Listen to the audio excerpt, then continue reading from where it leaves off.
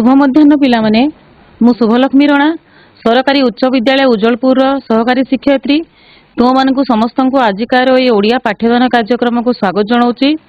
ता संगे संगे समस्त शिक्षक शिक्षयित्री मान को मोर नमस्कार एवं स्वागत। पिला माने आमे गला क्लास रे तमर जो जन्मभूमि प्रबंध अच्छी तार प्रथम भागटी को आलोचना करथिले। आज तार द्वितीय भागटी को आलोचना करबा। ताहले चलो स्मार्ट बोर्ड को जीवा। ताहले पिला माने द्वितीय भाग को आलोचना करने पूर्व प्रथम भागर मु केतोटी प्रश्न नहीं एमसीक्यू प्रथम आलोचना करबा तापरे द्वितीय भाग को जीवा। तो मैंने प्रस्तुत हो जाओ। प्रथम प्रश्न लेखक ग्रामर नाम कौन? किटिंग। वेरी गुड किटिंग ठीक अच्छी। 2 नंबर प्रश्न लेखक जन्मभूमि केउ वंशीय राजा कीर्ति को किरीटिनी करिछि? अर्थात मुकुट मुकुट परी टे जल्दी प्रश्न उत्तर दिया आमर बहुत पढ़वार अच्छी। क्यों वंश जहाँ को आसुची माइक नहीं कि कह जे हाथ टेकिच कह जल्दी। कपिलेन्द्र देव। माइक कौन कर बालीशंकर गर्ल्स हाई स्कूल कपिलेन्द्र देव। कपिलेन्द्र देव अच्छी आउ किए कह कपिलेन्द्र देव उत्तर नुहे क्यों वंश वंश कथा कह। अच्छा ठीक अच्छे। लेखक जन्मभूमि भंज वंशीय राजा कीर्ति को किरीटिनी करिछि हैला। 3 नंबर गाँटी जाकर समस्ते एबे लेखकों कौन हो गले? उज्जवलपुर हाईस्कूल गाँटी जाकर समस्ते एबे लेखकों कौन हो गले? निजर होगी ना पर हो गले? दूरता बढ़ी जाती ना समस्ते मन रखिंट पर हो गले? सार माउसी गोविंदा भाई आमर जो नवजन्मित शिशु जो आमर शिक्षित अर्धशिक्षित नवजुवक समस्ते कौन कर भूली जाइए दूरता बढ़ी जाइए। लेखक प्रबंध रे ग्रामर क्यों अकर्मा अविवाहित व्यक्ति कथा उल्लेख करिसंती? गोविंदा भाई। गोविंदा भाई। स्थल पद्म ग्रामर शिक्षित और अर्धशिक्षित युवक माने कौन देखती? स्थल पद्म आहबर रक्त। आहबर रक्त। पुष्पित पलाश वन कौन देखती? विद्रोहर बंधी। ताले पिला ने आमे वर्तमान हमर जो प्रथम भागर किसी इम्पोर्टाट जो थिला पॉइंट ताको टिके डिस्कशन करबा। प्रथम भाग रे आमे पढ़ितिले ताको टिके मने पकाइबा। वर्तमान लेखकों द्वारा जन्मभूमि संज्ञा निरूपण। लेखकों द्वारा जन्मभूमि संज्ञा निरूपण लेखक कौन कही जन्मभूमि संज्ञा उपरे काहाकु से जन्मभूमि बोली कहबा कहितिले? तो 2टा अर्थ रे जन्मभूमि संज्ञा निरूपण करितिले। गोटे हैला व्यापक अर्थ एवं आ गोटे हैला प्रकृत अर्थ। व्यापक अर्थ रे काहाकु कहबा? से कहितिले जे विशाल पृथ्वी विशाल एशिया महादेश विशाल भारत वर्ष ता मध्य ओडिशा देश एवं ओडिशा देश भितर जो अच्छी मोर पल्लीग्राम सेटा होछि मोर जन्मभूमि कहितिले ना नहीं? आ प्रकृत अर्थ रे कोन कहितिले ना मातृगर्भरु से प्रथमे मातृगर्भ पड़ी प्रथमे से जो भूमि को स्पर्श करथिले जहार रूप रस गंधर से प्रथम परिचय पाइथिले एवं जहार शाक पुष्प तंडुल रे फल पुष्प शाक तंडुल रे तांकर शिशु प्राण परिपुष्ट होइतिला जन्मभूमि बोली से कही। 2 नंबर हूँ पल्ली प्रकृति को लेखक मने पकई। पल्ली प्रकृति को से आमर जो अच्छी 2 नंबर अनुच्छेद से मने पकई तटिनी स्थित जन्मभूमि को मने पकई है। शाल तरु कथा मने पकई भंज कीर्ति किरीटिनी कथा मने पकई। आमर चतुर्थ लेखक अच्छा नहीं तृतीय पल्लीग्राम लेखकों वर्तमान संपर्क किपरि अछि? पल्लीग्राम वर्तमान संपर्क किपरि अछि? हीन हेबारे पशिछि। सार माउसी टू आरंभ करिकी जो आमर शिक्षित अर्धशिक्षित नवजुवक मान पर्यंत से जेते बेले गले से कहते जे सार माउसी देखला मात्रे कौन कहूला केबे आसिलु बापा तापरे कहला केबे आसिल बाबू। गोविंदा भाई प्रथमे कौन करूला जेते बेले से गाँ को आसुतिले बसैके मनोबोध 34 व्याख्या करूला आ तापरे धीरे धीरे प्रत्यय मध्य ताठारू उठी जाइए। आउ जो आमर नवजन्मित जो शिशु बने से आफ्रिकार आसला जेब्रा बा जिराफ परी अनौथिले चिन्हि पारु नथिले। आउ से जो राजनीतिर आश्रय नैतिबा शिक्षित अर्धशिक्षित युवक मान सहित मन मिशु नथिला काहेकि ना से राजनीतिर आश्रय नैतिले राजनैतिक नेता मानकर से माने हाथ बारे से साजिथिले किंतु लेखक होउछंती से प्राकृतिक सौंदर्य को उपभोग करिबा लोक तेणु तांकर कोनोसी मन सेमानक सहित मिशु नथिला। एही परि भाबरे से आमर जो विभिन्न वर्गर ग्रामवासी थिले समस्तक ठारू से तांकर दूरता शारीरिक मानसिक और सामाजिक हिसाब से बढ़ी जाइए। कहते लेखक वर्तमान पल्लीग्राम को फेरवा चाहूना से कहते जदि आर्थिक साहाय्य देवार कथा ମୁଁ ତ ସେଟା ଏଇଠି ଥାଇକି ବି ନେଇପାରିବି, ତାହେଲେ କାହିଁକି ମୁଁ ଗାଁକୁ ଯିବି? ଗ୍ରାମରେ ଯିବାର କୌଣସି ଜନ୍ମଭୂମିକୁ ଫେରିବାର କୌଣସି ଯଥାର୍ଥତା ନାହିଁ। ତାହେଲେ ସେ ଏଇଭଳି ଭାବରେ ମାନସିକ, ଶାରୀରିକ ଏବଂ ସାମାଜିକ ଦୂରତ୍ୱ ତାଙ୍କର ବଢିଯାଇଛି ଜନ୍ମଭୂମି ସହିତ।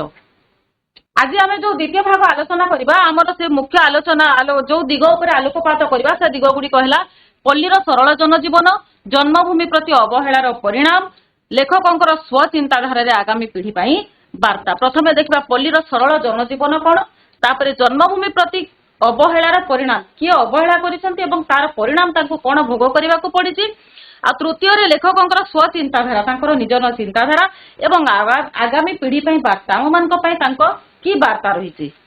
ଆଉ ଥରେ ଆମେ ପ୍ରାବନ୍ଧିକଙ୍କ ପରିଚୟ ଦେଖି ନେବା। ଆମର ପ୍ରାବନ୍ଧିକ ହେଉଛନ୍ତି କୃଷ୍ଣଚନ୍ଦ୍ର ପାଣିଗ୍ରାହୀ, ଯିଏ 1909 ମସିହାରେ ଜନ୍ମ ହୋଇଥିଲେ ମୟୂରଭଞ୍ଜ ଜିଲ୍ଲାର ଖିଚିଂଟାରେ ଏବଂ 1987 ମସିହାରେ ତାଙ୍କର ଦେହତ୍ୟାଗ ହୋଇଥିଲା। ତାଙ୍କର ପିତା ହେଉଛନ୍ତି ସାଗର ପାଣିଗ୍ରାହୀ, ମାତା ହେଲେ ସରସ୍ୱତୀ ଦେବୀ। ସେ ପ୍ରସିଦ୍ଧ ଐତିହାସିକ ଥିଲେ ଏବଂ ପ୍ରତ୍ନତତ୍ତ୍ୱବିତ୍ ମଧ୍ୟ ଥିଲେ। ଆମେ ତାଙ୍କ ବିଷୟରେ ପୁଙ୍ଖାନୁପୁଙ୍ଖ ଆଲୋଚନା କରିଥିଲେ ପ୍ରଥମ କ୍ଲାସରେ। ସେ ମୟୂରଭଞ୍ଜ ଜିଲ୍ଲାର ଖିଚିଂଟାରେ ଜନ୍ମ ହୋଇଥିଲେ ଏବଂ ତାଙ୍କର ଲେଖା ଗୁଡିକ ଥିଲା ସତ୍ୟ ସହିତ ତଥ୍ୟର ସମନ୍ୱୟ ଉପରେ, ଅକାଟ୍ୟ ଯୁକ୍ତି ଉପରେ ଏବଂ ତାଙ୍କର ଭାଷା ଥିଲା ମନ୍ଦ୍ର ଏବଂ ଗଭୀର। ପିଲାମାନେ ବର୍ତ୍ତମାନ ତୁମେ ତୁମ ବହିର 54 ପୃଷ୍ଠା ଖୋଲ, ଆମେ ତାର ଦ୍ୱିତୀୟ ଭାଗଟିକୁ ଆଲୋଚନା କରିବା। ତାହେଲେ ପ୍ରାବନ୍ଧିକ ଏଠାରେ କହୁଛନ୍ତି ଯେ ଏହିପରି ଶ୍ରେଣୀର ଗ୍ରାମବାସୀଙ୍କ ମନରେ ମୋର ସ୍ଥାନ ନାହିଁ, ଏମାନଙ୍କ କର୍ମ ଯୋଜନାରେ ମଧ୍ୟ ସ୍ଥାନ ପାଇବା ସମ୍ଭବ ନୁହେଁ। ସ୍ୱାର୍ଥର ବିଭେଦ ସତ୍ତ୍ୱେ କର୍ମ ଓ କ୍ଲେଶ ମଧ୍ୟରେ ଗ୍ରାମବାସୀମାନଙ୍କ ଭିତରେ ଅନ୍ୟ ଏକ ପ୍ରକାରର ଏକ ପରିବାରତ୍ୱର ଭାବ ଆପେ ଆପେ ଜାତ ହୋଇଥାଏ। ତାହେଲେ ସେ ଏଠି ଯୋଉ କହିଲେ ଏହିପରି ଶ୍ରେଣୀର କହିଲେ ସେ କାହାକୁ କହୁଛନ୍ତି ନା, ସେ ଯୋଉ ସାର ମାଉସୀଠୁ ଆରମ୍ଭ କରିକି ଆମର ଗୋବିନ୍ଦ ଭାଇ, ନବଜନ୍ମିତ ଶିଶୁ, ଆମର ଯୋଉ ଶିକ୍ଷିତ ଅର୍ଦ୍ଧଶିକ୍ଷିତ ନବଯୁବକ, ଏମାନଙ୍କ ଏଇ ଶ୍ରେଣୀର ଗ୍ରାମବାସୀଙ୍କ ମନରେ ତାଙ୍କ ତ ସ୍ଥାନ ନାହିଁ, ଆମେ ଦେଖିଲେ ହେଲା, ଦୂରତା ବଢିଯାଇଛି ତାଙ୍କ ମଧ୍ୟରେ। ତାପରେ ସେ କହୁଛନ୍ତି ଯେ ଏମାନଙ୍କ କର୍ମ ଯୋଜନାରେ ମଧ୍ୟ ମୋର ସ୍ଥାନ ନାହିଁ, ସ୍ଥାନ ପାଇବା ସମ୍ଭବ ବି ନୁହେଁ। କାହିଁକି ନା ସ୍ୱାର୍ଥର ବିଭେଦ ସତ୍ତ୍ୱେ, ପିଲାମାନେ ଆମେ ଗାଁରେ ଯୋଉ ରହୁଛେ, ଆମର କଣ ସମସ୍ତଙ୍କ ସହିତ ସବୁବେଳେ ଠିକ ଚାଲିଛି? ମନମାଳିନ ହଉଛି, ମନାନ୍ତର ହଉଛି, ମତାନ୍ତର ବି ହଉଛି। ତଥାପି ଏଇ ସ୍ୱାର୍ଥର ଆମର ବିଭେଦ ହେଲା, ପାର୍ଥକ୍ୟ ବା ଦୂରତା ସତ୍ତ୍ୱେ କର୍ମ କ୍ଲେଶ ମଧ୍ୟରେ, କାମ ଏବଂ କଷ୍ଟ ମଧ୍ୟରେ ବି ଗ୍ରାମବାସୀ ମାନଙ୍କ ମଧ୍ୟରେ କଣ ରହିଛି? ଗୋଟେ ଏକ ପରିବାରତ୍ୱର ରହିଛି ଭାବ। ଏକ ପରିବାରତ୍ୱର ଭାବ ଆପେ ଆପେ ଜାତ ହୋଇଥାଏ। କେମିତି ହୋଇଥାଏ ସେଟା ଆମେ ବର୍ତ୍ତମାନ ଦେଖିବା। ନା ନିଦାଘର ନିରାଟ ଝାଞ୍ଜିରେ, ନିଦାଘ ହେଲା ଗ୍ରୀଷ୍ମ, ନିରାଟ ହେଲା ପ୍ରଖର ବା ତୀବ୍ର। ସେଇ ଗ୍ରୀଷ୍ମର ପ୍ରଖର ବା ତୀବ୍ର ଝାଞ୍ଜିରେ ଲଙ୍ଗଳ ମୁନରେ ଚାଷୀଟିଏ କଣ କରେ? ଧରଣୀର ବକ୍ଷ ଚିରି ଏମାନେ କଣ କରନ୍ତି ନା ସମସ୍ତେ ନୂଆ ମେଘକୁ ଚାହିଁ ରହନ୍ତି। ଏଇଟା ଦେଖ ପିଲାମାନେ, ଲଙ୍ଗଳ ମୁନରେ ଯୋଉ ଚାଷ କରୁଛି, ମାଟିକୁ ଚିରିଛି, ସେଟା ଏଠାରେ କବି କହୁଛନ୍ତି ଧରଣୀର ବକ୍ଷ ଚିରି। ଏମାନେ ଚାଷ କାର୍ଯ୍ୟ ଆରମ୍ଭ କରିଦିଅନ୍ତି କେବେଠାରୁ? ସେଇ ଗ୍ରୀଷ୍ମର ତୀବ୍ର ଝାଞ୍ଜି ସମୟରେ ହେଲା। ଆଉ କଣ କରନ୍ତି? ନୂଆ ମେଘକୁ ଅନାଇ ରହନ୍ତି। ଜ୍ୟେଷ୍ଠର ଶେଷ ବେଳକୁ ସ୍ତୂପୀକୃତ ମେଘ ଘନଶ୍ୟାମ ଗିରିରାଜିର ମସ୍ତକରୁ ଧୀରେ ଧୀରେ ଅଗଣିତ ଶାଳତରୁ ଉପରକୁ ଆନତ ହୋଇ ଆସେ ଓ ଗର୍ଜନ ତର୍ଜନରେ ଦିଗନ୍ତ କମ୍ପାଇ ବାରିପାତରେ ପଲ୍ଲୀଭୂମିକୁ କଣ କରେ? ସିକ୍ତ କରିଥାଏ। ଜ୍ୟେଷ୍ଠ ମାସର ଶେଷ ବେଳକୁ ସ୍ତୂପୀକୃତ ମେଘ, ସ୍ତୂପୀକୃତ ଅର୍ଥାତ ହେଲା ଥାକ ଥାକ। এটা লেখি রাখ কিংবা অন্ডরলাইন কর, এমসিকিউ রে আসে। স্তূপীকৃত শব্দর অর্থ কোন? থাক থাক। স্তূপীকৃত মেঘ, এটা দেখো থাক থাক হয়ে রয়েছে কি নেই? তাহলে এইভাবে থাক থাক হয়ে রহিথিবা মেঘ ঘন শ্যাম গিরিরাজির, ঘঞ্চ শ্যাম বা শ্যামল বা কোন সবুজ, গিরি রাজি, রাজি হেলা সমূহ, গিরি হেলা পর্বত, ঘঞ্চ সবুজ বা শ্যামল পর্বত সমূহর মস্তকরু, এই পর্বতরু কোন আসে? ধীরে ধীরে ধীরে ধীরে শাল তরু আড়কু আসে। কি আসে? মেঘ। সেই স্তূপীকৃত মেঘ আসে মস্তকরু ধীরে ধীরে অগণিত শাল তরু। আমি জানিছে যে ময়ূরভঞ্জ জেলার অনেক কোন আছে? শাল গছ আছে। তাহলে সেই শাল তরু উপরকু আনত মানে ওহ্লাই আসে। কি আসে? মেঘ আসে। বুঝলা? ও গর্জন তর্জনরে দিগন্ত কম্পাই, এবং তার গর্জন তর্জনরে কোন করে? চৌদিককু কম্পাই দিয়ে এবং বারিপাত করে বৃষ্টিপাত হুয়ে। আর সেই বৃষ্টিপাতরে কোন হুয়ে? পল্লীভূমিকে সিক্ত করে দিয়ে, সেই পল্লীর মাটিকু সিক্ত করে দিয়ে। সিক্ত অর্থ হেলা ওদা। এটা বি পরীক্ষায় আসে। সিক্ত অর্থ কোন? ওদা। পল্লীর মাটিকু কোন করে? ওদা করে দিয়ে। এইটা দেখি পারুথিব তুমি মানে, বৃষ্টিপাত হলা পরে কোন হয়েছি? মাটি সিক্ত হয়ে যাইছি। ହେଲା। ସିକ୍ତ ଭୂମିର ସୁଗନ୍ଧ ଓ ବନ୍ୟ ଦୁଥିର ପରିମଳରେ ରଜ ପର୍ବର ଆରମ୍ଭ ହୁଏ। ଉଦ୍ବେଳ ମନରେ ଗ୍ରାମବାସୀ ମାନେ ଦୋଳି ଖେଳରେ ରତ ହୋଇ ପଡନ୍ତି। ସିକ୍ତ ଭୂମିର ସୁଗନ୍ଧ, ସିକ୍ତ ଅର୍ଥ କଣ କହିଲି? ସିକ୍ତ ଅର୍ଥ ହେଲା ଓଦା। ସେଇ ଓଦା ଭୂମିର ସୁଗନ୍ଧ ପିଲାମାନେ ତମେ ମାନେ ଅନେକ ନିଶ୍ଚିତ ଭାବରେ ଅନୁଭବ କରିଥିବ। ଆମର ଯୋଉ ଗ୍ରୀଷ୍ମର ରୌଦ୍ର ତାପରେ ମାଟି କଣ ହୋଇଥାଏ ନା ଉତ୍ତପ୍ତ ହୋଇଥାଏ, ଗରମ ହେଇକି ଥାଏ। ସେଥିରେ ଯେତେବେଳେ ପ୍ରଥମେ ବର୍ଷା ପଡେ, ବର୍ଷାର ଛିଟା ପଡେ, ଜଳବିନ୍ଦୁ ପଡେ, ସେଥିରୁ ଗୋଟେ ସୁନ୍ଦର ମନମୋହକ ସୁନ୍ଦର ବାସ୍ନା ଆସେ ସେ ମାଟିରୁ ହେଲା। ତମେ ମାନେ ନିଶ୍ଚିତ ଭାବରେ ସେଟା ଅନୁଭବ କରିଥିବ। ସେଇ ସିକ୍ତ ଭୂମିର ସୁଗନ୍ଧ ଏବଂ ବନ୍ୟ ଜୁଥି, ବଣରେ ଥିବା ଜୁଇ ଫୁଲ, ବନ୍ୟ ଜୁଥିର ପରିମଳ, ପରିମଳ ଅର୍ଥ ବି ବାସ୍ନା। ଏଇ ସିକ୍ତ ଭୂମିର ବାସ୍ନା ଏବଂ ସେଇ ବନ୍ୟ ଯୋଉ ଜୁଇ ଫୁଲର ବାସ୍ନାରେ କଣ ହୁଏ? ରଜ ପର୍ବର ଆରମ୍ଭ ହୁଏ। ଏଟା ବି ଗୋଟେ MCQ ଆସେ। କେଉଁ ପର୍ବର ଆରମ୍ଭ ହୁଏ? ରଜ ପର୍ବର ଆରମ୍ଭ ହୁଏ। ଉଦ୍ବେଳ ମନରେ, ଉଚ୍ଛଳିତ ମନରେ ଗ୍ରାମବାସୀ ମାନେ ଦୋଳି ଖେଳରେ ରତ ହୋଇ ପଡନ୍ତି। ତାହେଲେ ରଜ ପର୍ବରେ କେଉଁ ଖେଳ ହୁଏ? ଏଟା ଗୋଟେ MCQ ଆସେ। ଦୋଳି ଖେଳ ହୁଏ। ରଜ ପର୍ବ ତମେ ଜାଣିଥିବ 3 ଦିନ ଆମର ରହେ। ଆମର ପହିଲି ରଜ, ରଜ ସଂକ୍ରାନ୍ତି ଏବଂ ଶେଷ ରଜ ହେଲା। ସେତେବେଳେ ଆମର ବିଦ୍ୟାଳୟ ବି ଛୁଟି ରହେ।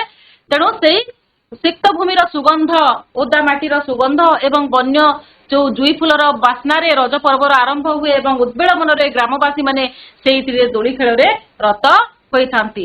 ମହାସମାରୋହରେ ରଜ ପର୍ବ ଶେଷ ହେବା ପରେ, ମହାସମାରୋହରେ ସେଟା ଶେଷ ହୁଏ। ତାପରେ କଣ ହେଇଛି ନା ନିଷ୍ଠୁର ବାସ୍ତବତା ଆସି ପଡେ। ତାହେଲେ କଣ ସେଇ ନିଷ୍ଠୁର ବାସ୍ତବତା? ଲେଖକ ଏଠାରେ କୋଉ ନିଷ୍ଠୁର ବାସ୍ତବତା କଥା କହୁଛନ୍ତି ନା କ୍ଳାନ୍ତ, ସିକ୍ତ, ଧାରାହତ ଶ୍ରମଜୀବୀ ମାନଙ୍କ ସମବେତ ଯତ୍ନରେ ଧରଣୀ ଶସ୍ୟ ଶ୍ୟାମଳା ହୋଇ ଉଠେ। କ୍ଳାନ୍ତ, ଥକି ପଡିଥିବା, ସିକ୍ତ, ଓଦା, ଝାଳ ନାଳ ହେଇଯାଇଥିବା, ଧାରାହତ, ବର୍ଷା ଧାରା ଦ୍ଵାରା ଆହତ ଶ୍ରମଜୀବୀ, ଯିଏ ଶ୍ରମକୁ ଜୀବିକା ରୂପରେ ଗ୍ରହଣ କରିଛି ହେଲା। ସେଇ ଶ୍ରମଜୀବୀ ମାନଙ୍କ ସମବେତ ମିଳିତ ଯତ୍ନରେ ଧରଣୀ କଣ ହୁଏ? ଶସ୍ୟ ଶ୍ୟାମଳା ହୋଇ ଉଠେ। ପିଲାମାନେ ମନେ ପକାଅ, ସେମାନେ କଣ କରିଥିଲେ? ସେଇ ଜ୍ୟେଷ୍ଠର ଆରମ୍ଭରେ କଣ କରିଥିଲେ? ଲଙ୍ଗଳ ମୂଳରେ ଧରଣୀର ବକ୍ଷ ଚିରିଥିଲେ ନାଇଁ। ସେ ତାପରେ କଣ ହେଇଛି ନା ବର୍ଷା ବେଳକୁ ସେମାନେ ତାଙ୍କର ଯୋଉ ଚାଷ କ୍ଷେତ ଶସ୍ୟ ଶ୍ୟାମଳା ହୋଇ ଉଠିଛି ଏବଂ ହେମନ୍ତରେ ସ୍ୱର୍ଣ୍ଣଶୀର୍ଷ ଧାନ୍ୟରେ ଗ୍ରାମଭୂମି ପୂର୍ଣ୍ଣ ହୋଇଯାଏ। ତାପରେ ତାର ଫଳଟା କୋଉ ମାସରେ ମିଳେ ନା ଏଇ ହେମନ୍ତ ମାସରେ। ହେମନ୍ତରେ ସ୍ୱର୍ଣ୍ଣଶୀର୍ଷ ଧାନ୍ୟ, ସ୍ୱର୍ଣ୍ଣଶୀର୍ଷ ଧାନ୍ୟ କୁହାଯାଇଛି ତାକୁ। ଦେଖ ଧାନ କେଣ୍ଡା, ପାଚିଲା ଧାନ କଣ୍ଡାରେ ତମେ ଦେଖିବ ଧାନରେ କଣ ଥାଏ? ତାର ଏଇ ଯୋଉ ଶୀର୍ଷ ଭାଗରେ ଗୋଟିଏ ସୁନା ଭଳିଆ ହଳଦିଆ ରଙ୍ଗ ଥାଏ। ତେଣୁ ତାକୁ ସ୍ୱର୍ଣ୍ଣଶୀର୍ଷ ଧାନ୍ୟ ବୋଲି ଏଠାରେ କବି ଆମର ଲେଖକ କହିଛନ୍ତି। ସେଇ ସ୍ୱର୍ଣ୍ଣଶୀର୍ଷ ଧାନ୍ୟରେ ଗ୍ରାମଭୂମି ପୂର୍ଣ୍ଣ ହୋଇଯାଏ। ଗ୍ରାମର ଏହି ଯେ ଶୃଙ୍ଖଳିତ କର୍ମ ଯୋଜନା ଅଛି, ଏଠାରେ ଶୃଙ୍ଖଳିତ କର୍ମ ଯୋଜନା ବୋଲି କହିଛନ୍ତି ଲେଖକ। ସେଥିମଧ୍ୟରେ ମୋର ସ୍ଥାନ ନାହିଁ। ସେଇ ଶୃଙ୍ଖଳିତ କର୍ମ ଯୋଜନା କାହିଁକି କହିଛନ୍ତି ନା ଗ୍ରୀଷ୍ମରୁ ସିଧା ହେମନ୍ତ ପର୍ଯ୍ୟନ୍ତ ସେଟା ଶୃଙ୍ଖଳିତ ହିସାବରେ ଚାଲିଥାଏ। ଗ୍ରୀଷ୍ମର ଝାଞ୍ଜି ହଉ, ବର୍ଷାର ଝଡ଼ ହଉ କିମ୍ବା ହେମନ୍ତର ଶୀତରେ ଏହି କାମ ସମ୍ପାଦିତ ହୋଇଥାଏ। ଏହି କର୍ମ ଯୋଜନାର କୌଣସି ସ୍ଥାନରେ ଅଂଶ ନେବା ପାଇଁ ମୋର ଭୌତିକ ଶକ୍ତିର ଅଭାବ ନଥିଲେ ମଧ୍ୟ ଲେଖକ କଣ କହିଛନ୍ତି? ଏଇ ଯୋଉ କାମ ଚାଲୁଛି ଶୃଙ୍ଖଳିତ ହିସାବରେ ଗ୍ରୀଷ୍ମରୁ ଆରମ୍ଭ ହେଇକରି ହେମନ୍ତରେ ଶେଷ ହେଉଛି, ସେଥିରେ ଅଂଶ ନେବା ପାଇଁ ତାଙ୍କର ଭୌତିକ ଶକ୍ତିର ଅଭାବ ନାହିଁ। ସେ ନେଇପାରିବେ ସେ ଭୌତିକ ଶକ୍ତି, ଭୂତ ସମ୍ବନ୍ଧୀୟ ବା ଆମର ଶାରୀରିକ ଶକ୍ତିର ଅଭାବ ନଥିଲେ ମଧ୍ୟ ନୈତିକ ଶକ୍ତିର ଅଭାବ ରହିଛି, ନୀତିଗତ ହେଲା ନୈତିକ ଶକ୍ତିର ଅଭାବ ରହିଛି ବୋଲି ସେ କହୁଛନ୍ତି। ଏଣୁ ମୁଁ ମୋର ଜନ୍ମଭୂମିରୁ ଖାଲି ମନରୁ ନୁହେଁ କର୍ମରୁ ମଧ୍ୟ ବିଚ୍ୟୁତ ହୋଇ ପଡିଛି। ତାହେଲେ ସେ ଶେଷରେ କଣ କହିଛନ୍ତି ନା ମୁଁ ମୋର ଜନ୍ମଭୂମିର ଖାଲି ମନରୁ ନୁହେଁ, ମନରୁ ତ ଆମେ ଦେଖିଲେ ପିଲାମାନେ ପ୍ରଥମ ଭାଗରେ ପଢିଥିଲେ ତାର ମାଉସୀର ହୃଦୟରେ ତାଙ୍କ ସ୍ଥାନ ନାହିଁ, ଆମର ଗୋବିନ୍ଦ ଭାଇର ମନରେ ତାଙ୍କ ପ୍ରତି ସ୍ଥାନ ନାହିଁ। ତାପରେ ଶିଶୁମାନେ ତାଙ୍କୁ ଚିହ୍ନି ପାରୁନାହାନ୍ତି। ଆଫ୍ରିକାରୁ ଜେବ୍ରା ଜିରାଫ ଆସିଲା ପରେ ସେମାନେ ଅନଉଛନ୍ତି ତାଙ୍କୁ। ତାପରେ ଆମର ଯୋଉ ଶିକ୍ଷିତ ନବଯୁବକ ମାନେ, ଶିକ୍ଷିତ ଅର୍ଦ୍ଧ ଶିକ୍ଷିତ, ସେମାନେ ମଧ୍ୟ ତାଙ୍କ ମଧ୍ୟରେ ମଧ୍ୟ ସେ ସ୍ଥାନ ପାଇପାରୁନାହାନ୍ତି। ତେଣୁ ତାପରେ ସେ କଣ କହିଛନ୍ତି? ଖାଲି ମନରୁ ନୁହେଁ, ତେଣୁ କର୍ମରୁ ମଧ୍ୟ ମୁଁ ବିଚ୍ୟୁତ ହୋଇ ପଡିଛି, କାମରୁ ମଧ୍ୟ ମୁଁ ଅଲଗା ହେଇଯାଇଛି। ଏଟା କେତୋଟି କଠିନ ଶବ୍ଦ ଦେଖ। କ୍ଲେଶ ଅର୍ଥ କଷ୍ଟ, ନିଦାଘ ଗ୍ରୀଷ୍ମ, ସ୍ତୂପୀକୃତ ଥାକ ଥାକ ହୋଇ ରହିବା, ଗିରିରାଜି ପର୍ବତ ସମୂହ, ଜୁଥି ଜୁଇ ଫୁଲ, ଧାରାହତ ବର୍ଷା ଧାରା ଦ୍ଵାରା ଆହତ, ସ୍ୱର୍ଣ୍ଣଶୀର୍ଷ ଧାନ ମାନେ ପାଚିଲା ଧାନ କେଣ୍ଡା। ଏଟା ଇମ୍ପୋର୍ଟାଣ୍ଟ କୋଉମାନଙ୍କ ପାଇଁ, ଏଟା MCQ ରେ ଆସେ। ତାପରେ ସେ କହୁଛନ୍ତି ନା ମନୁଷ୍ୟକୁ ସବୁବେଳେ ଯୁକ୍ତିବାଦୀ ଜୀବ ବୋଲି କହିବା ଠିକ ନୁହେଁ, ସେ ବହୁ ପରିମାଣରେ ଗତାନୁଗତିକତାର ଦାସ। ଆମେ ଜାଣିଛୁ ଯେ ମନୁଷ୍ୟ ହେଉଛି ବିଶ୍ୱର ସର୍ବଶ୍ରେଷ୍ଠ ଜୀବ ହେଲା। ସେ ସବୁବେଳେ କଣ କରେ? ଯୁକ୍ତି ଦର୍ଶାଇଥାଏ, କିନ୍ତୁ ତାକୁ ସବୁବେଳେ ଆମେ ଯୁକ୍ତିବାଦୀ ଜୀବ ବୋଲି କହିବା ଠିକ ନୁହେଁ। କାହିଁକି କହିବାନି? କାହିଁକି ନା ସେ ବହୁ ପରିମାଣରେ ଗତାନୁଗତିକତାର ଦାସ। ଗତାନୁଗତିକତା ହେଲା ପ୍ରଚଳିତ ପ୍ରଥା। ଆଭିଜାତ୍ୟର ଚିହ୍ନ ବୋଲି ବିବେଚିତ ନିରର୍ଥକ ନେକ୍ଟାଇ କୁ ମଧ୍ୟ ଛାଡେ ନାହିଁ। କାହିଁକି ଏପରି କହିଛନ୍ତି ଲେଖକ? ନା ଆଭିଜାତ୍ୟର ଚିହ୍ନ କୋଉଟା ଅଟେ? ଏଇ ନେକ୍ଟାଇ ଅଟେ।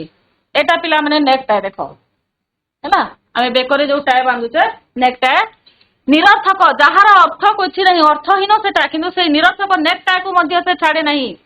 କାହିଁକି ନା ସେଟା ପ୍ରଚଳିତ ପ୍ରଥା, ଗତାନୁଗତିକତ, ସେ ତାର ଦାସ ଅଟେ। ତେଣୁ ସେ ପ୍ରଚଳିତ ପ୍ରଥାରେ ପଡିକି ସେ ସେଇ ନିରର୍ଥକ ନେକ୍ଟାଇ କୁ ମଧ୍ୟ ଛାଡେ ନାହିଁ। କାୟକ୍ଲେଶ ନ ସହିବା ଯଦି ଆଭିଜାତ୍ୟର ଚିହ୍ନ, ତାହେଲେ ଏଇ ଆଭିଜାତ୍ୟର ଅର୍ଥ ହେଲା ସମ୍ଭ୍ରାନ୍ତ ପଣିଆ। ଏଇ ଆଭିଜାତ୍ୟର ଚିହ୍ନ, ସମ୍ଭ୍ରାନ୍ତ ପଣିଆର ଚିହ୍ନ କଣ? ନା କାୟକ୍ଲେଶକୁ ନ ସହିବା, ସେମାନେ ସହି ପାରନ୍ତି ନାହିଁ ହେଲା। ତାହେଲେ ଏହି ଏପରି ଅର୍ଥପୂର୍ଣ୍ଣ ଆଭିଜାତ୍ୟର ଚିହ୍ନକୁ କିଏ ବା କାହିଁକି ଛାଡିବ? ସମସ୍ତେ ଗୋଟେ ଗୋଟେ କଣ କରିବେ? ନେକ୍ଟାଇ ପିନ୍ଧିବେ ହେଲା। ସମସ୍ତ ଶିକ୍ଷିତ କାୟକ୍ଲେଶ ସହିବାକୁ ଅକ୍ଷମ ନୁହନ୍ତି। ସମସ୍ତ ଯେତେ ଶିକ୍ଷିତ ଯୁବକ ଅଛନ୍ତି, ଯେତେ ଶିକ୍ଷିତ ବ୍ୟକ୍ତି ଅଛନ୍ତି, ସମସ୍ତେ କାୟକ୍ଲେଶ ସହିପାରିବେ, ସହିବାକୁ ସେମାନେ ସକ୍ଷମ। କିନ୍ତୁ ସମସ୍ତ ଶିକ୍ଷିତ ଅଭିଜାତ ଶ୍ରେଣୀର, କିନ୍ତୁ ସେମାନେ କୋଉ ଶ୍ରେଣୀର ଅନ୍ତର୍ଭୁକ୍ତ ଅଟନ୍ତି? ଏଇ ସମ୍ଭ୍ରାନ୍ତ ପଣିଆ ହେଲା। ସେମାନେ ସବୁ ସମ୍ଭ୍ରାନ୍ତ ଅଟନ୍ତି। ତେଣୁ ଆଭିଜାତ୍ୟ ଛାଡିବା ସେମାନଙ୍କ ପକ୍ଷରେ ସମ୍ଭବ ନୁହେଁ। ଆଭିଜାତ୍ୟକୁ, ସମ୍ଭ୍ରାନ୍ତ ପଣିଆକୁ ସେମାନେ ଛାଡି ପାରନ୍ତି ନାହିଁ। ତାହେଲେ କାହାକୁ ଛାଡନ୍ତି? ନା ଶାରୀରିକ ଶ୍ରମକୁ ସେମାନେ ଛାଡି ଦିଅନ୍ତି। ଏଇଟା ଶାରୀରିକ ଶ୍ରମକୁ ଛାଡିବା ହିଁ ସେମାନଙ୍କୁ ଶ୍ରେୟସ୍କର ଲାଗେ, ତାକୁ ଛାଡି ଦିଅନ୍ତି। କିନ୍ତୁ ଆଭିଜାତ୍ୟକୁ ଛାଡନ୍ତି ନାହିଁ, ଛାଡି ପାରନ୍ତିନି। ତା ଛଡା କୌଣସି ବ୍ୟକ୍ତିର ଦୈନିକ ଆୟ 5 ଅଣା ବା 50 ଲକ୍ଷ ଟଙ୍କା ହୋଇପାରେ।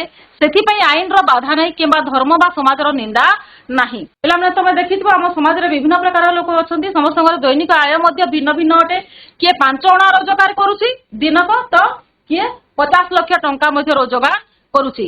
ଆମର ଶିକ୍ଷାରେ ବା ପାଠରେ କୋଉ ଜାଗାରେ ଲେଖା ହେଇଛି କି ଯେ ତୁ କାହିଁକି 5 ଅଣା ରୋଜଗାର କଲୁ କିମ୍ବା ସେ କାହିଁକି 5 ଲକ୍ଷ ଟଙ୍କା ରୋଜଗାର କଲା? ସେମିତି କିଛି ଲେଖା ହେଇ ନାହିଁ। ସେଥିରେ କୌଣସି ଆଇନର ବାଧା ନାହିଁ କିମ୍ବା ସମାଜର ନିନ୍ଦା ନାହିଁ କି ଧର୍ମର ମଧ୍ୟ ନିନ୍ଦା ନାହିଁ ବୋଲି ଏଠାରେ ପ୍ରାବନ୍ଧିକ କହୁଛନ୍ତି।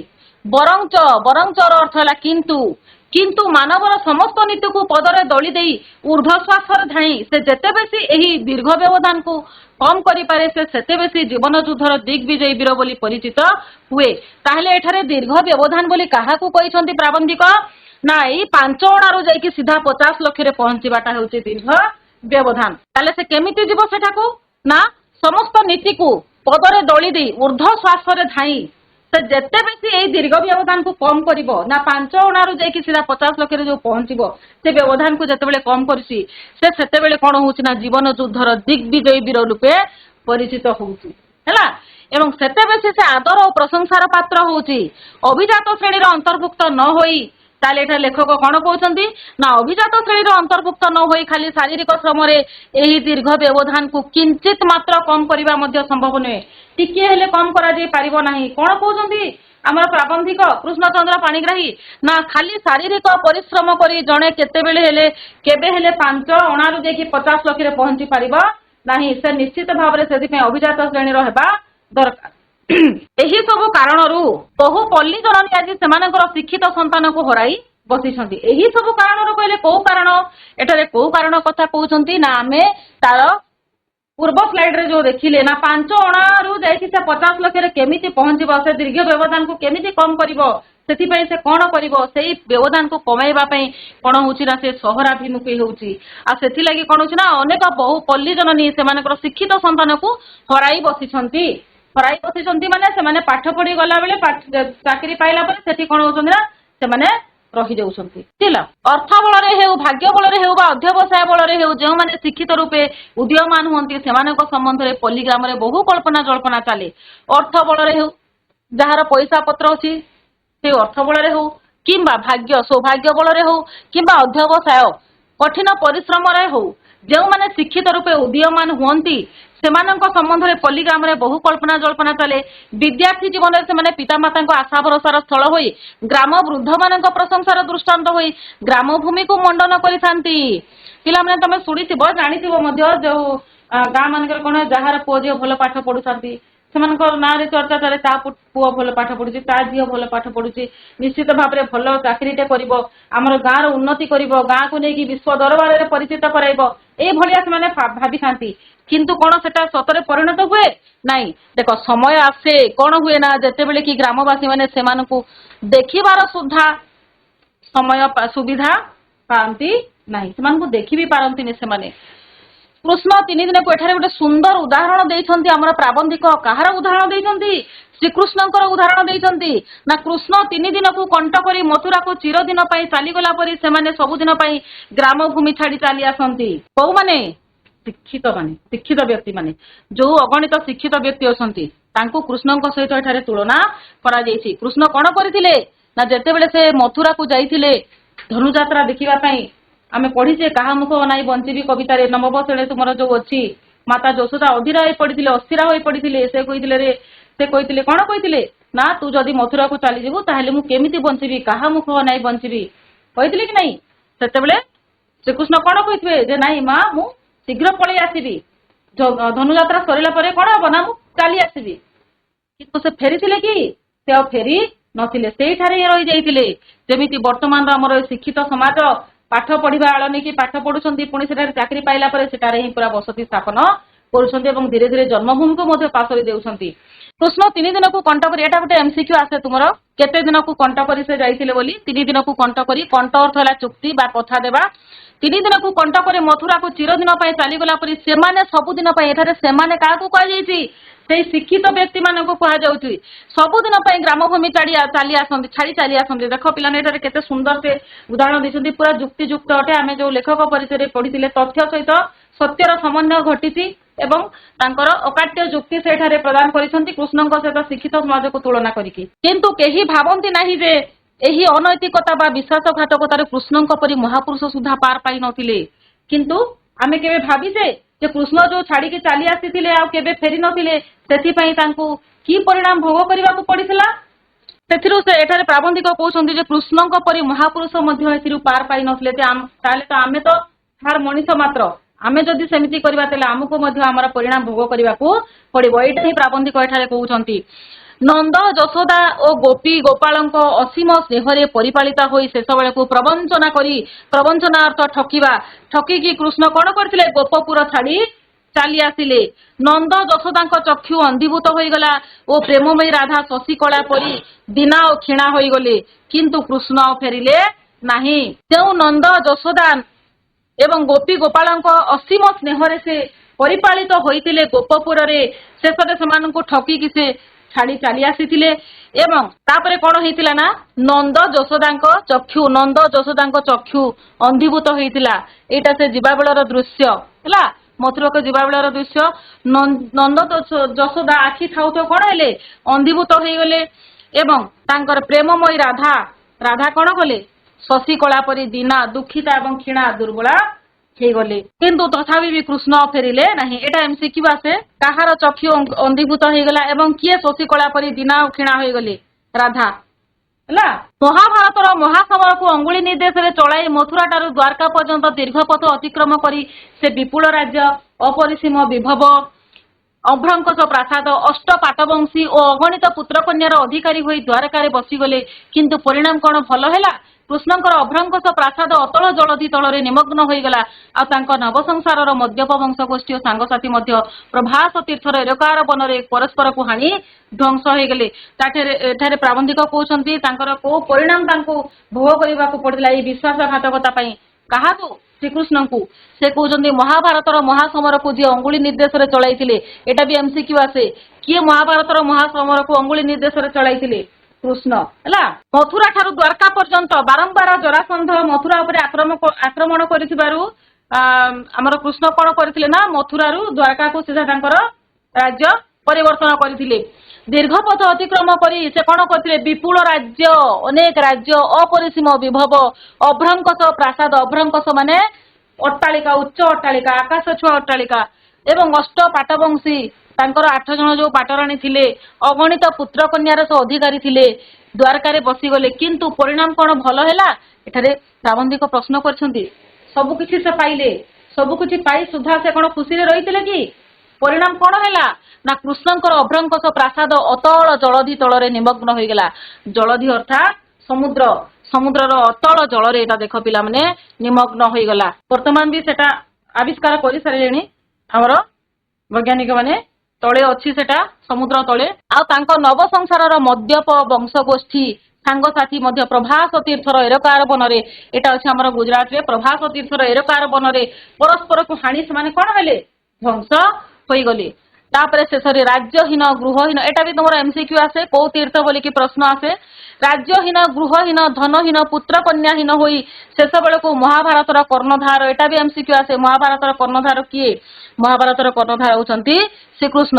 ନିବିଡ଼ ଅରଣ୍ୟର ଲତିକା ଦଳାରେ ଅବଶ ଅଙ୍ଗକୁ ଢାଳିଦେଲେ। ଯାହା ଯାହା ସେ ଅର୍ଜନ କରିଥିଲେ ସବୁ ତାଙ୍କ ହାତରୁ ଚାଲିଗଲା। ରାଜ୍ୟ ଗୃହ ଧନ ପୁତ୍ର କନ୍ୟା ସମସ୍ତଙ୍କୁ ହରେଇ ସେ କଣ କଲେ, ଅରଣ୍ୟର ଲତିକା ଦୋଳାରେ ନିଜର ଅବଶ ଅଙ୍ଗକୁ ଢାଳିଦେଲେ। କିନ୍ତୁ ଶେଷରେ ସୁଦ୍ଧା ତଥାପି ବି ଏତେ ହରେଇକି ବି ସେ ଶାନ୍ତିରେ ରହିପାରିଲେ ନାହିଁ। କଣ ହେଇଥିଲା ତାଙ୍କ ସହିତ ଦେଖ, ଅଳ୍ପ କ୍ଷଣ ପରେ ତାଙ୍କର ଦୋଳାୟମାନ ପଦପଲ୍ଲବରେ ଅଭିଶାପ ପରି ନିଷ୍ଠୁର ଲୌହ ସରଟିଏ ଆସି ପଡିଲା। ଯେତେବେଳେ ସେ ଲତିକା ଦୋଳାରେ ଝୁଲୁଥିଲେ ସେତେବେଳେ କଣ ହେଇଛି ନା, ଗୋଟେ ନିଷ୍ଠୁର ଲୁହାର ସର ଆସିକି ତାଙ୍କ ପାଦରେ ବାଜିଲା ହେଲା। ଏହା ମଧ୍ୟ ତାଙ୍କର କୃତକର୍ମର ପରିଣାମ ବୋଲି ଏଠାରେ କହୁଛନ୍ତି କିଏ, ପ୍ରାବନ୍ଧିକ। କୃତକର୍ମ କଲା କାମର ପରିଣାମ। ଯେଉଁ ପାଦ ଗୋପପୁରରେ ଗୋଚାରଣ ଦ୍ୱାରା, ଯେଉଁ ପାଦ ଗୋପପୁରରେ ଗାଈ ଚରେଇକି ଚର୍ମ ପାଦୁକା ପରି କଠିନ ହୋଇଥିଲା, ଚର୍ମ ପାଦୁକା ଅର୍ଥାତ୍ କଠଉ, କଠଉ ପରି କଠିନ ହୋଇଥିଲା, ତାହା ଦ୍ୱାରକାର ରାଜଭୋଗରେ ନବପଲ୍ଲବ ପରି ରକ୍ତାଭ ହୋଇ ପଡିଲା। ନବପଲ୍ଲବ ନୂଆ କରି କଅଁଳିଥିବା, ପଲ୍ଲବ ଅର୍ଥ ପତ୍ର ହେଲା, କଅଁଳିଆ ପତ୍ର ପରି ସେଟା ରକ୍ତାଭ ହୋଇ ପଡିଲା। ତେଣୁ ନିର୍ବୋଧ ବ୍ୟାଧ ମନରେ ହେଲା, ନିର୍ବୋଧ ବ୍ୟାଧ ମନରେ ଯେ ତାହା ହରିଣ କର୍ଣ୍ଣର ଭ୍ରମ ଆଣିଦେବ, ଏଥିରେ ବିଚିତ୍ରତା ବା କଣ ଥିଲା। ତେଣୁ ଯୋଉ ବ୍ୟାଧ ଆସିଥିଲା, ସେ ବ୍ୟାଧ ତାର କରିବା ପାଇଁ ଆସିଥିଲା, ଯେତେବେଳେ ସେ ଲତିକା ଦଳିରେ ଥିଲେ ତାଙ୍କର ପାଦ ଯୋଉ ଲାଲ ଦେଖାଯାଉଥିଲା, ସେଇ ବ୍ୟାଧକୁ ମନେ ହେଲା ଯେମିତି ଏଟା ହଉଛି ହରିଣର କାନ। ଏମିତି ଲାଲ ଦେଖାଯାଉଥିଲା ଯେ ସେ ତାର ବୋଧ ହେଲାନି, ସେ ଭ୍ରମରେ ପଡିଗଲା ଏବଂ ଭାବିଲା ଏଟା ହଉଛି ହରିଣର କାନ। ଏଇଆ ଭାବିକି ଯୋଉ ସେ ଲୌହ ସରଟା ମାରିଥିଲା ସେଟା ଯାଇକି ବାଜିଗଲା ଶ୍ରୀକୃଷ୍ଣଙ୍କର ପାଦରେ ଏବଂ ସେଇଠାରେ ହିଁ ତାଙ୍କର ମୃତ୍ୟୁ ହେଇଥିଲା। କେତୋଟି କଠିନ ଶବ୍ଦ ଏବଂ ତାର ଅର୍ଥ ଅଛି ପିଲାମାନେ, ଯୋଉଟା ତୁମର ବହିରେ ନାହିଁ, ତୁମେ ସେଟା ଲେଖିନିଅ। ଅଧ୍ୟବସାୟ ପରିଶ୍ରମ, କଣ୍ଟ ଚୁକ୍ତି ବା କଥା ଦେବା, ବିଭବ ସମ୍ପଦ, ଅଭ୍ରଙ୍କଶ ଆକାଶ ଛୁଆଁ, ଅଷ୍ଟ ପାଟବଂଶୀ, ଏଟା ଯୋଉ 8 ଜଣ ରାଣୀ ଆମର ଯୋଉ ପାଟରାଣୀ ଥିଲେ ଆମର ଶ୍ରୀକୃଷ୍ଣଙ୍କର, ରୁକ୍ମଣୀ, ସତ୍ୟଭାମା, ଜାମ୍ବବତୀ, କାଳିନ୍ଦୀ, ମିତ୍ରବିନ୍ଦା, ସତ୍ୟା, ଭଦ୍ରା ଓ ଲକ୍ଷଣା ହେଲା। ପ୍ରଭାସ ତୀର୍ଥ ଦ୍ୱାରକା ନିକଟବର୍ତ୍ତୀ ଗୋଟେ ତୀର୍ଥ ସ୍ଥାନ ଏଟା। ପଦପଲ୍ଲବ, ପଦ ହେଲା ପାଦ, ପଲ୍ଲବ ଅର୍ଥାତ୍ କଅଁଳିଆ, କଅଁଳ ପତ୍ର ପରି କୋମଳ ପାଦ, ରକ୍ତାଭ ମାନେ ରକ୍ତବର୍ଣ୍ଣ ସଦୃଶ, ପ୍ରବଞ୍ଚନ, ପ୍ରବଞ୍ଚନା ଅର୍ଥାତ୍ ଛଳନା ବା ମିଛ। ତାପରେ ଆମର ପ୍ରାବନ୍ଧିକ କଣ କହୁଛନ୍ତି ନା, ଏହି ପୁରାତନୀ କଥାରେ ସତ୍ୟ ରହିଛି, ଏଣୁ ବହୁ ଶତାବ୍ଦୀର ବିସ୍ମୃତି ଭେଦ କରି ତାହା ଆଜି ଆମମାନଙ୍କ ପାଖରେ ପହଞ୍ଚି ପାରିଛି। ପୁରାପୁରି ସତ କଥା ପିଲାମାନେ, ଏହା ବହୁତ ପୁରାତନ ଅଟେ ଏ ଗାଥାଟା, କିନ୍ତୁ ଯେହେତୁ ଏଠାରେ ସତ୍ୟତା ଲୁଚିକି ଅଛି, ତେଣୁ ଅନେକ ଶତାବ୍ଦୀର ବିସ୍ମୃତି ବା ବିସ୍ମରଣ ପରେ ମଧ୍ୟ ତାହା ଭେଦ କରି ଆଜି ଆମମାନଙ୍କ ପାଖରେ ପହଞ୍ଚି ପାରିছে। ଆମେ ତାହା ପାଠରେ ପଢୁଛେ। କୃଷ୍ଣଙ୍କ ନବରାଜ୍ୟର ଅଭ୍ରଙ୍କଶ ପ୍ରାସାଦ ଆଉ ନାହିଁ, କିନ୍ତୁ ତାଙ୍କ ମାତୃଭୂମିର ଗୋପ ବୃନ୍ଦାବନ ଯମୁନା ଗୋପୀ। ଅଭ୍ରଙ୍କଶ ପ୍ରାସାଦ ନାହିଁ ତାହେଲେ ସେଟା ଗଲା କୁଆଡେ, ଏଇ ଜଳଧି ତଳେ ନା। ଅଭ୍ରଙ୍କଶ ପ୍ରାସାଦ ନାହିଁ, କିନ୍ତୁ ତାଙ୍କ ମାତୃଭୂମି ଯୋଉଟା ଗୋପପୁର, ଗୋପ ଅଛି, ବୃନ୍ଦାବନ ଅଛି, ଯମୁନା ନଦୀ ବର୍ତ୍ତମାନ ବି ବହି ଚାଲିଛି, ଗୋପୀ ଅଛନ୍ତି, ଗୋପାଳ ମାନେ ବି ଅଛନ୍ତି, ପୂର୍ବପରି ଅଛନ୍ତି। ପୂର୍ବପରି ଆଜି ମଧ୍ୟ ଯମୁନା ବହି ଚାଲିଛି। ବୃନ୍ଦାବନର ପୁଷ୍ପିତ କଦମ୍ବରେ ଆଜି ମଧ୍ୟ ଏଇ ମୟୂରର ଉଦ୍ଧତ ନୃତ୍ୟ ଦେଖିବାକୁ ମିଳୁଛି, ଏଇ ପୁଷ୍ପିତ କଦମ୍ବରେ ହେଲା। ଓ ଆଜି ମଧ୍ୟ ଦୂର ବଂଶୀସ୍ୱନରେ ଅନୁଢା ମାନେ ଅବିବାହିତ ବା ଯୋଉଟା ଆମେ କୁମାରୀ ବୋଲି କହୁଛେ, ଗୋପକନ୍ୟାର ମନ ଅହେତୁକ ଅନାଦୃତ ବ୍ୟାଥାରେ ଭାରାକ୍ରାନ୍ତ ହୋଇ ଉଠେ। କୃଷ୍ଣଙ୍କର ଏହି ଅମର ଗାଥାରୁ ତାହେଲେ ଏଠୁ ଆମେ କଣ ଶିଖିଲେ? ଅମର ଗାଥାରୁ ବହୁ କଥା ଶିଖିବାର ଅଛି। ଏହା ସତ୍ୟ ଯେ ଭାରତୀୟ ଅର୍ଥନୈତିକ ବେଷ୍ଟନୀରେ ପୁଣି ପ୍ରାବନ୍ଧିକ ଚାଲି ଆସିଛନ୍ତି ସେଇ ଶିକ୍ଷିତ ଗୋଷ୍ଠୀ ପାଖକୁ, କହୁଛନ୍ତି ଭାରତୀୟ ଅର୍ଥନୈତିକ ବେଷ୍ଟନୀରେ ପାଶ୍ଚାତ୍ୟ ଶିକ୍ଷା ପଦ୍ଧତିକୁ ଥୋଇ ଦିଆ ହୋଇଛି। ଏଣୁ ପାଶ୍ଚାତ୍ୟ ଶିକ୍ଷାର ଶିକ୍ଷିତ ମାନେ ଯେ ପାଶ୍ଚାତ୍ୟ ଜୀବନ ଧାରଣର ମାନ ଅନୁସରଣ କରିବେ ଏହା ନିଶ୍ଚିତ କଥା। ଏଟା ଗୋଟେ ଏମସିକ୍ୟୁ ତୁମର ଆସେ, ଭାରତୀୟ ଅର୍ଥନୈତିକ ବେଷ୍ଟନୀରେ କାହାକୁ ଥୋଇ ଦିଆ ହୋଇଛି? ପାଶ୍ଚାତ୍ୟ ଶିକ୍ଷାକୁ। ପାଶ୍ଚାତ୍ୟ ଶିକ୍ଷା କହିଲେ ଆମର ଯୋଉ ବିଦେଶୀ ପାଠ ଯୋଉ ରହିଛି, ଇଂରାଜୀ ପାଠ ହେଲା। ତାହେଲେ ସେଇ ପାଠ ଯୋଉ ଆମେ ବର୍ତ୍ତମାନ ତାର ପଦ୍ଧତିକୁ ଯୋଉ ଅବଲମ୍ବନ କରୁଛେ ତେଣୁ ସେ ଆମର ଜୀବନ ଧାରଣର ମାନ ବି ସେଇ ଭଳିଆ ହେଇଯାଉଛି।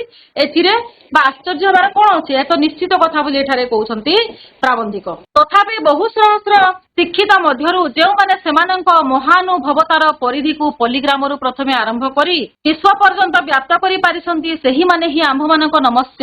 ଏଠାରେ କଣ କହୁଛନ୍ତି ପ୍ରାବନ୍ଧିକ?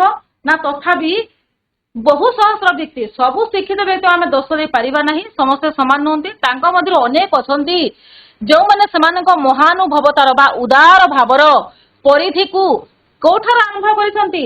ପଲ୍ଲୀଗ୍ରାମରୁ ଆରମ୍ଭ କରିକି ବିଶ୍ୱ ପର୍ଯ୍ୟନ୍ତ ନେଇଛନ୍ତି ହେଲା। ସେହିମାନେ ହିଁ ଆମମାନଙ୍କର ନମସ୍ୟ ବା ସେମାନେ ହଉଛନ୍ତି ଆମର ପୂଜ୍ୟ। କିନ୍ତୁ ଏହି ସ୍ୱାଭାବିକ ପନ୍ଥା ଛାଡ଼ି ଯେଉଁମାନେ ଗ୍ରୀଷ୍ୟ ଦେବତା ଆଟଲାସ୍, এটা ବି ତୁମର ଆସେ MCQ, ଗ୍ରୀଷ୍ୟ ଦେବତା କିଏ? ଆଟଲାସ୍। ଗ୍ରୀଷ୍ୟ ଦେବତା ଆଟଲାସ୍ ପରି ସମସ୍ତ ବିଶ୍ୱର ଭାର ବହନ କରିଛନ୍ତି ବୋଲି କୁବ୍ଜ ହୋଇ ଚାଲନ୍ତି। ସେମାନେ ଖାଲି ପ୍ରବଞ୍ଚନା କରନ୍ତି, ସେମାନେ ଖାଲି ଠକନ୍ତି। ଅନେକ ଭଲ ବି ଅଛନ୍ତି, ଅନେକ ମନ୍ଦ ବ୍ୟକ୍ତି ବି ଅଛନ୍ତି। ସେମାନେ କଣ କହନ୍ତି ନା ଏଇ ଗ୍ରୀଷ୍ୟ ଦେବତା ଆଟଲାସ୍ଙ୍କ ପରି ଆମେ କଣ କରିଛୁ? ସାରା ପୃଥିବୀର ବୋଝକୁ ମୁଣ୍ଡେଇଛୁ ଏବଂ ସେଥିପାଇଁ ଆମେ କଣ ହେଇଯାଇଛୁ? ବର୍ତ୍ତମାନ କୁବ୍ଜ ହେଇଯାଇଛୁ ବୋଲି କୁହନ୍ତି। ସେମାନେ ପ୍ରବଞ୍ଚନା କରନ୍ତି, ସେମାନେ ଠକନ୍ତି ହେଲା। ତାପରେ ଶେଷରେ ଆମର ପ୍ରାବନ୍ଧିକ କହୁଛନ୍ତି ଯେ ଭଲ ଗ୍ରାମବାସୀ ନୁହେଁ ସେ ଭଲ ଓଡ଼ିଶାବାସୀ ନୁହେଁ, ଯେ ଭଲ ଓଡ଼ିଶାବାସୀ ନୁହେଁ ସେ ଭଲ ଭାରତବାସୀ ନୁହେଁ, ଓ ଯେ ଭଲ ଭାରତବାସୀ ନୁହେଁ ସେ ଭଲ ବିଶ୍ୱବାସୀ ହୋଇ ନପାରେ। ଯେଉଁମାନେ ପାଶ୍ଚାତ୍ୟ ଶିକ୍ଷାର ସମସ୍ତ ନିଗଡ଼ ଛିନ୍ନ କରି ସେମାନଙ୍କ ମହାନୁଭବତାର ପରିଧିକୁ ପ୍ରଥମେ ପଲ୍ଲୀରୁ ଆରମ୍ଭ କରି ସମଗ୍ର ଓଡ଼ିଶା ଓ ଭାରତବର୍ଷକୁ ବ୍ୟାପ୍ତ କରିପାରନ୍ତି ସେମାନେ ଆମମାନଙ୍କ ନମସ୍ୟ ହୁଅନ୍ତି। ସେ କହୁଛନ୍ତି ଆରେ ଯିଏ ଭଲ ଓଡ଼ିଶାବାସୀ ହେଇପାରେ, ଯେ ଭଲ ଗ୍ରାମବାସୀ ହୋଇପାରିଲାନି ସେ ଭଲ ଓଡ଼ିଶାବାସୀ କେମିତି ହେବ? ଯେ ଭଲ ଓଡ଼ିଶାବାସୀ ହୋଇପାରିଲାନି ସେ ଭଲ ଭାରତବାସୀ କେମିତି ହେବ? ଯେ ଭଲ ଭାରତବାସୀ ହେଇପାରିଲାନି ସେ ଭଲ ବିଶ୍ୱବାସୀ କେମିତି ହେବ? ତାହେଲେ ଗୋଟେ ଭଲ ବିଶ୍ୱବାସୀ ହେବା ପାଇଁ କଣ ଦରକାର?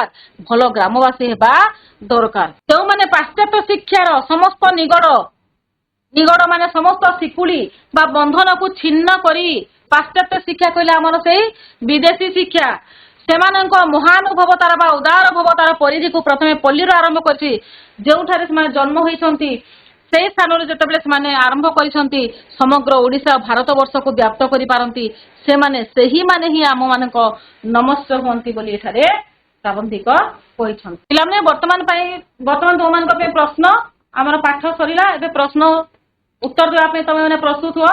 ତମର ପାଠ ବହିରେ ଅଛି ବାମ ପାଖରେ ଥିବା ଶବ୍ଦ ସହ ଡାହାଣ ପାଖରେ ଥିବା ଉପଯୁକ୍ତ ଶବ୍ଦକୁ ଯୋଡ଼ି ସ୍ୱତନ୍ତ୍ର ବାକ୍ୟରେ ପ୍ରୟୋଗ କର। ଆମେ ଖାଲି ଯୋଡ଼ିବା ହେଲା। ଶସ୍ୟଶ୍ୟାମଳା କଣ ହବ? ଧରଣୀ। ଠିକ ଅଛି, ବସ। ସ୍ତୂପୀକୃତ ଅର୍ଥ ମେଘ। ସ୍ତୂପୀକୃତର ଅର୍ଥ କଣ? ସ୍ତୂପୀକୃତର ଅର୍ଥ କଣ କୁହ? ଥାକ। ଏଟା ମନେ ରଖିଥିବ ନାଇଁ, ଏଟା ପରୀକ୍ଷାରେ ଆସେ। ଠିକ ଅଛି। ସ୍ୱର୍ଣ୍ଣଶୀର୍ଷ ସହିତ ଆମେ କୋଉ ଶବ୍ଦକୁ ଯୋଡ଼ିବା? ସ୍ଥାନ୍ୟ। ଠିକ ଅଛି, ତମେ ବର୍ତ୍ତମାନ ବସ, ଅନ୍ୟ ସ୍କୁଲ ଉତ୍ତର ଦେବା ପାଇଁ ଚେଷ୍ଟା କର। ଯୁକ୍ତିବାଦୀ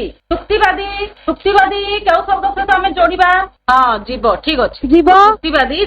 ଠିକ ଅଛି, ବସ। ଅଭ୍ରଙ୍କଶ ପ୍ରାସାଦ।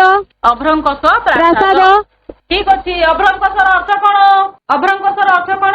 ପଦପଲ୍ଲବ ଆକାଶ ସ୍ପର୍ଶୀ। ଭେରି ଗୁଡ, ଆକାଶ ଛୁଆଁ। ଠିକ ଅଛି, ଦୋଳାୟମାନ ପଦପଲ୍ଲବ। ବସ। ଅହେତୁକ ବ୍ୟଥା।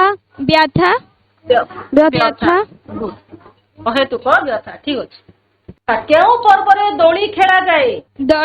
ରଜ ପର୍ବରେ। ଠିକ ଅଛି, ରଜ ପର୍ବ। ଠିକ ଅଛି। କେଉଁ ଋତୁରେ ଧାନ ସୁବର୍ଣ୍ଣ ରଙ୍ଗର ଦେଖାଯାଏ? ହେମନ୍ତ ଋତୁରେ। ଭେରି ଗୁଡ, ହେମନ୍ତ ଋତୁରେ। ଠିକ ଅଛି। କିଏ ଶଶିକଳା ପରି ଦୀନା ଓ କ୍ଷୀଣା ହୋଇଯାଇଥିଲେ? ଶ୍ରୀରାଧା। ହଁ, ରାଧା। ଠିକ ଅଛି, ରାଧା। ବୃନ୍ଦାବନର ପୁଷ୍ପିତ ବନରେ କାହାର ଉଦ୍ଧତ ନୃତ୍ୟ ଦେଖାଯାଏ? ମୟୂର। ଭେରି ଗୁଡ, ମୟୂର। ଠିକ ଅଛି। ଦ୍ୱାରକା ନିକଟରେ କେଉଁ ତୀର୍ଥ ସ୍ଥାନ ଅଛି? ବନର କୋଉ ତୀର୍ଥ କଥା ଆମେ ପଢିଲେ ବର୍ତ୍ତମାନ? ପ୍ରଭାସ ତୀର୍ଥ। ଗୁଡ। ଏହି ପ୍ରବନ୍ଧରେ କେଉଁ ଗ୍ରୀଷ୍ମ ଦେବତାଙ୍କ କଥା କୁହାଯାଇଛି? ଆଟଲାସ୍। ଠିକ ଅଛି, ବସ। ଗୋପପୁର ଏବଂ ମଥୁରାରେ କେଉଁ ନଦୀ ପ୍ରବାହିତ ହେଉଛି? ଯମୁନା। ଆଭିଜାତ୍ୟର ଚିହ୍ନ କଣ ଅଟେ? ଦଣ୍ଡାବୁଡ। କୁହ, ଆଭିଜାତ୍ୟର ଚିହ୍ନ କଣ? STDAB। Necktie. Very good. Srikrishna କେତେ ଦିନକୁ କଣ୍ଟ କରି ମଥୁରାକୁ ଚିରଦିନ ପାଇଁ ଚାଲିଗଲେ? 3 ଦିନ। ଠିକ ଅଛି, 3 ଦିନ। ପିଲାମାନେ ଏଇଟା ତୁମମାନଙ୍କ ପାଇଁ ଗୃହ କାର୍ଯ୍ୟ ରହିଲା। ପଲ୍ଲୀର ଶିକ୍ଷିତ ସମ୍ପ୍ରଦାୟ ଓ ଶ୍ରୀକୃଷ୍ଣଙ୍କ ମଧ୍ୟରେ ତୁଳନା କେତେ ଦୂର ଯୁକ୍ତିଯୁକ୍ତ ବୁଝାଇ ଲେଖ। ଏଇଟା ଲେଖିକି ତୁମର ଯୋଉ ସାହିତ୍ୟ ଶିକ୍ଷକ କିମ୍ବା ଶିକ୍ଷୟିତ୍ରୀ ଥିବେ ତାଙ୍କୁ ଦେଖେଇବ। ଏଇଟା ଗୋଟେ ଇମ୍ପୋର୍ଟାଣ୍ଟ କ୍ୱେଶ୍ଚିନ୍ ଅଟେ ଯୋଉଟା କି ପରୀକ୍ଷାରେ ବାରମ୍ବାର ଆସେ। ତାହେଲେ ପିଲାମାନେ ସମସ୍ତେ ସହଯୋଗ କରିଥିବାରୁ ସମସ୍ତଙ୍କୁ ଅଶେଷ ଅଶେଷ ଧନ୍ୟବାଦ।